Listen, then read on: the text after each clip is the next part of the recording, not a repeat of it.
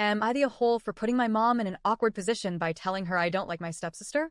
My mom got remarried when I 17 was 12, and that was 3 years after my dad died. Her husband Jonathan has a daughter, Cassie, who's the same age as me. I met Cassie for the first time like 4 months before my mom and Jonathan got married. Cassie and I got along okay when we first met, but I never warmed up to her, and I don't really like her. She always wants me to do stuff for her, and when I do she's fine, though she never says thanks, but when I don't she gets mad. She's short, and I'm tall, so she'll ask me to grab stuff that's stored too high for her to reach. Or she'll ask me to move stuff around in her room when she decides to change the layout. Other times it's her asking me to explain an assignment we both have for school, or telling me I need to explain it to her friends or something. And like I say, she gets mad when I say no.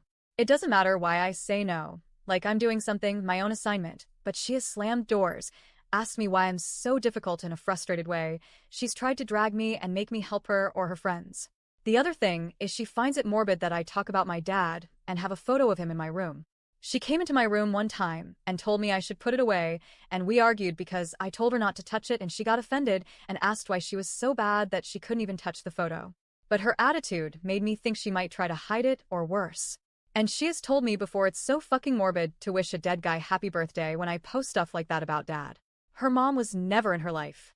She's alive but didn't want to be a mom, and I get that we have different experiences and feelings because of that, but it frustrates me that she's got her own experience and can't try to be understanding. Then she calls me her brother, but she talks to me that way. I mostly just accept that Cassie's there and a part of my mom's life now, and that she cares about Cassie. But I don't.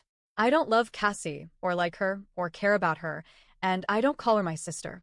I try not to be so obvious or a jerk about it, and it's worked because I think Cassie thinks I care about her, and my mom did, but now I open up to my mom. Jonathan doesn't really like Cassie going to parties with just her friends, so my mom has always asked me to go when she does, so Jonathan feels better about it.